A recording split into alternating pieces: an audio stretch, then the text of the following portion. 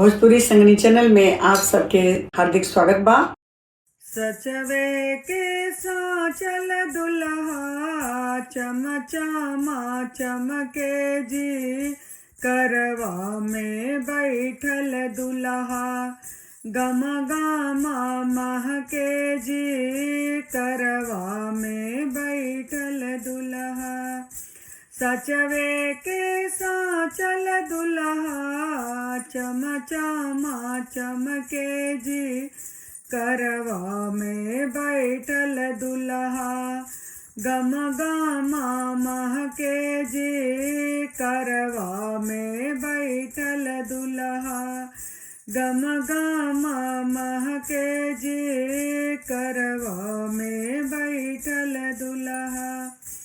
रतिया के जागल दुल्हा पलको ना खोले जी, हथवा में थरिया लिहले नौंदुअरा खाड़ जी, हथवा में थरिया लिहले नौंदुअरा खाड़ जी, हथवा में थरिया लिहले सोने के थरियवा लिहले नौन बाड़ी खाड़ जी, खोली दुल्हा कार के फाट पर छीली लार जी, खोली दुल्हा कार के फाट पर छीली लार जी, खोली दुल्हा कार के फाट। लीलरा लगई वो दुल्हा दही चंदन रोरी जी, लीलरा लगई वो दुल्हा दही चंदन रोरी जी, लीलरा लगई वो दुल्हा। मौरी पाहिनी बेटा चांद जैसे चमके जी, करवा में बैठल बेटा गम गामा महके जी, करवा में बैठल बेटा गम गामा महके जी, करवा में बैठल बेटा।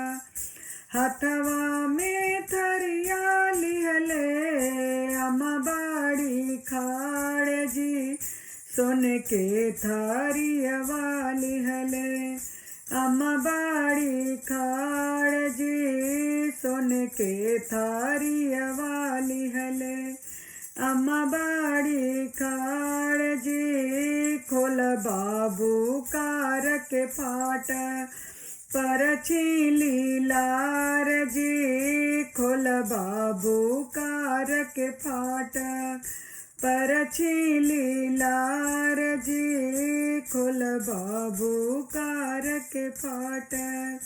लीलरा लगई वो बेटा दही चंदन रोरी जी, लीलरा लगई वो बेटा दही चंदन रोरी जी, लीलरा लगई वो बेटा।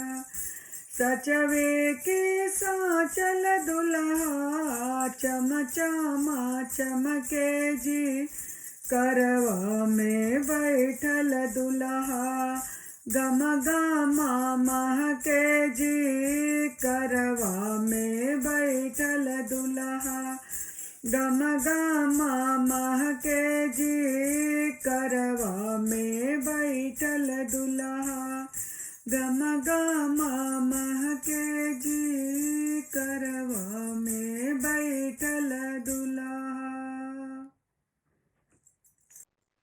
आप सबके ई परीक्षण गीत कैसन लगल?